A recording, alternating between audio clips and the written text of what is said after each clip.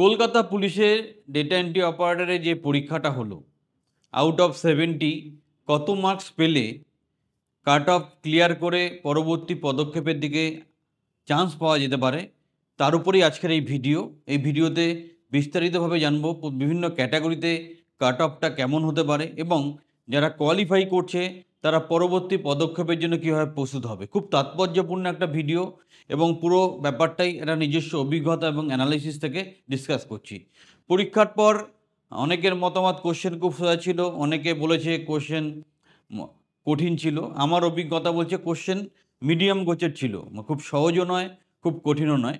But যারা আমাদের ক্লাসগুলো ফলো করেছে তারা কিন্তু খুব সুন্দরভাবে আনসারগুলো করতে পারবে।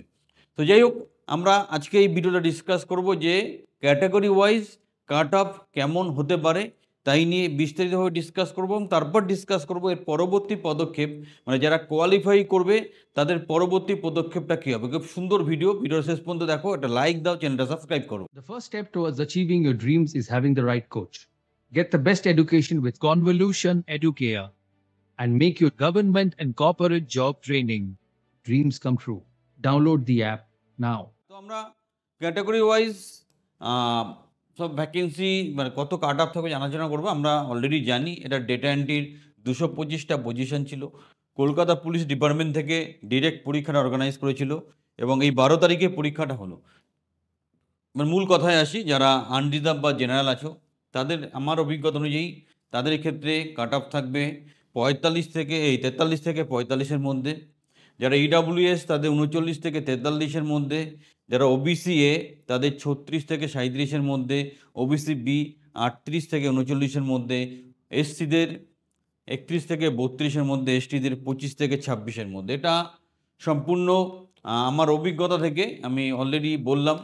তাহলে যারা এই কাট অফ মোটামুটি টাচ করছো তারা পরবর্তী পদক্ষেপের জন্য তৈরি হও। পরবর্তী পদক্ষেপে তোমাকে কম্পিউটার প্রফিসিয়েন্সি টেস্ট নেবে, সেখানে টাইপিং টেস্ট এবং এক্সেল এন্ট্রিটা ভালো করে দেখে নাও। টাইপিং স্পিড এখনকার দিনে 30-এর উপর রাখতে হবে।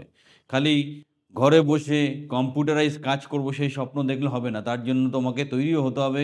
টাইপিং স্পিড 30 কেন 30-এর বেশি রাখো, কারণ পরীক্ষার হলে গেলে টেনশন এবং অন্যান্য কারণে স্পিডটা অনেক সময় কমে যায়। তাই বেটার তুমি চেষ্টা করো টাইপিং স্পিডটা 30-এর উপরে রাখতে পরবর্তী পদক্ষেপ। তার সাথে এক্সেলে এন্ট্রি কী করে ফিল্টারিং করা হয়, কী করে ইকুয়েশন লেখা হয়, সব কিছু ভালো করে সুন্দরভাবে পারলে ভি লুকআপ, এইচ লুকআপ সেগুলো দেখে নাও। এটা সুন্দর চাকরি এবং তাৎপর্যপূর্ণ চাকরি। এগুলো এমার্জেন্সি ডিপার্টমেন্ট, তাই চাকরির স্থিরতা অনেক বেশি। তো সবাই ভালো করে চেষ্টা করো। যদি ইনফরমেশনটা তোমার কাজে লাগে খুব খুশি হব। আশা করি পরীক্ষা ভালো হয়েছে। চ্যানেলের সাথে থাকো, চ্যানেলটা সাবস্ক্রাইব করা। যারা মনে করো যে এই ধরনের গভর্নমেন্ট কন্ট্রাকচুয়াল চাকরি পাওয়ার জন্য একটা প্রপার প্রশিক্ষণ দরকার, কনভলিউশন এডুকেয়ারের ট্রেনিং বা কোচিং প্রোগ্রামে সংযুক্ত হতে পারো। হাতে ধরে তোমার কেরিয়ার তৈরি করে দেবো। চ্যানেলের সাথে থাকো। আবার বলছি, চ্যানেলটা সাবস্ক্রাইব করো, একটা লাইক দিতে ভুল করবে না।